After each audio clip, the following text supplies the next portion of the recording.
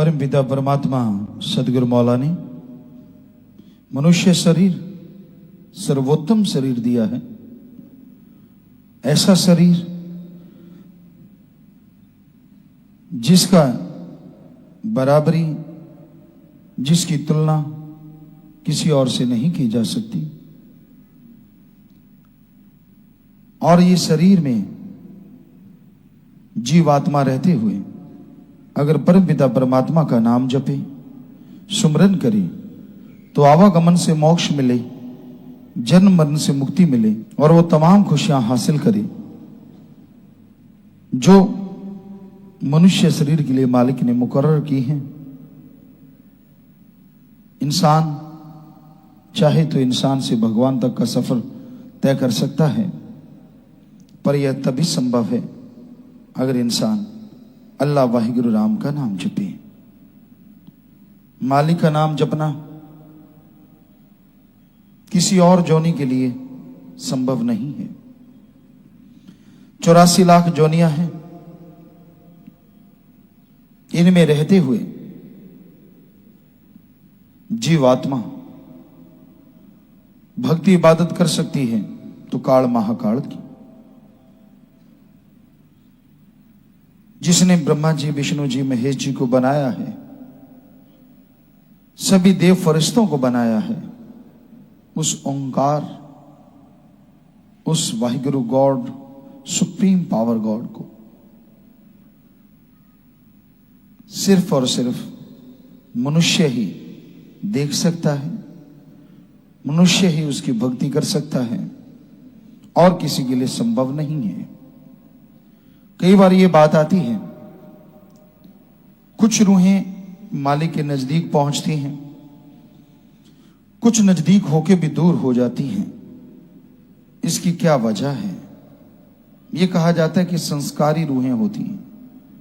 संस्कार कैसे बनते हैं? क्योंकि और जन्म में तो मालिक की भक्ति हो ही नहीं सकती।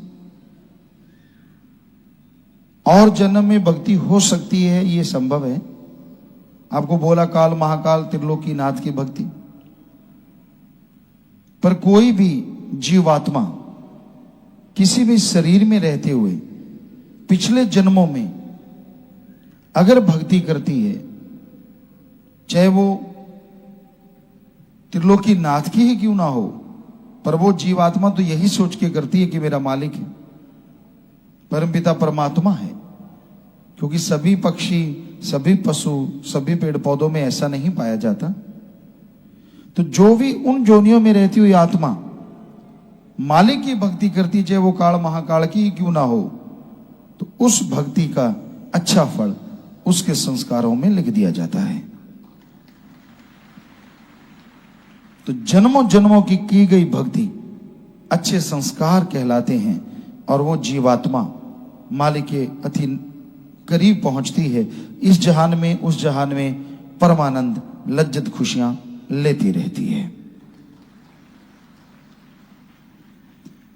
और कई बार होता है, इंसान ऐसा लगता बड़ी सेवा करता है, परमात्मा का नाम भी जपता है, लेकिन बाद में वो आदमी इतना भटक जाता है, इतना दूर चला जाता है कि सत्संग में नहीं आता, लोगों को राह दिखाने वाला कि मेरे को चमत्कार होता है, कदम कदम पे मालिक मुझे बताता है, ये है, वो है, फला है, और बाद में उसका पता ही नहीं चलता, वो इंसान भगवान को तुच्छ समझने लगता है।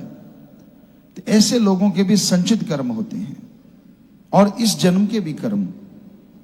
संचित कर्म उन शरीरों में रहते हुए वो पाप कर्म में लगे रहते हैं। कोई भक्ति नहीं करना, समय गुजारते जाना। इंसान सोचता है ऐसे कैसे संभव है ऐसा संभव। पक्षियों की जोनी में आए, कीड़े मकोड़े खत्म कर दिए और किसी के अंडे फोड़ दिए, क्योंकि पक्षियों में, पशुओं में भी ईर्ष्या पाई जाती है। किसी को जीने नहीं दिया, उसको पीछे लग गए, चोटें पहुंचाई, दर दर भटकाते रहे, तो वो संचित कर्म उनके बुरे जुड़ जाते हैं। और फिर झूठ बोलना। अब आप में से कोई भी आदमी ये कहे कि मुझे मालिक के दर्शन होते हैं, दूसरा ये नहीं कहेगा कि तू झूठ बोलता है। पर मालिक को तो जानता है ना कि ये झूठ बोल रहा है, कोई चमत्कार नहीं, सब बकवास है। पर कोई उसे कह नहीं सकता, क्योंकि भक्ति के रास्ते में ये रीत नहीं है कि भक्त को टोका जाए, चाहे वो भक्त है ये चाहे नहीं है। मालिक को पर्दा मंजूर। आप किसी को कैसे देख सकते हैं कि जो वो बड़े बड़े टोटके सुनाता है अपना उल्लू सीधा करने के लिए, वो वास्तव में सच है या सब बकवास है?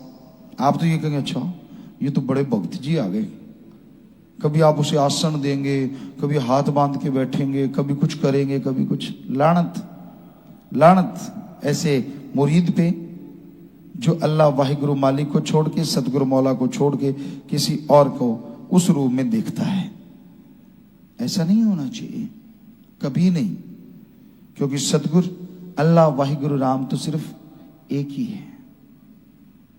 जो दिखावा करता है, जो जितना ज्यादा शोफू करता है, उतना ही वो पाखंडी है, ढोंगी है। बचो ऐसे लोगों से। तो उसके यही संस्कार, क्योंकि पिछले जन्मों के बुरे जुड़े थे, इस जन्म में झूठ बोलता रहा अल्लाह के नाम पे, वाहिगुरु सतगुरु मौला के नाम पे, झूठ पे झूठ, झूठ पे झूठ, झूठ पे झूठ, तो उसकी बेड़ी में बट्टे डल जाती हैं और एक दिन बेड़ी मझधार में डूब जाती है, कुलें डूब जाती हैं। तो ये वजह होती है। कई बार लोगों के दिमाग में चलता है यार ये कैसे होता है, तो इस तरह से ये संभव है। मनुष्य शरीर में इंसान से भगवान बना जा सकता है, और मनुष्य शरीर में ही इंसान से आदमी शैतान से भी आगे निकल जाता है। इसलिए अपने दिमाग को मालिक के सुमरण में लगा के रखो, भक्ति इबादत में लगा के रखो। ओवर स्मार्ट कभी ना बनो। अपने आप को ये मत समझो कि मैं पता नहीं क्या चीज हूं। उसने बनाया है तू वही चीज है, और वो जब मर्जी वापस बुला ले, ऐसी ही तू चीज है। तेरे बस में कुछ नहीं है। तेरे बस में है कि तू अपने अच्छे कर्म बना ले चाहे बुरे बना ले, वो भी भगवान के वचनों की वजह से। तू खुद मुख्तियार है, मर्जी का मालिक है, तू सरदार है, मुखिया है। इसलिए अच्छे कर्म कर, अपने आप को अहंकारी मत बना।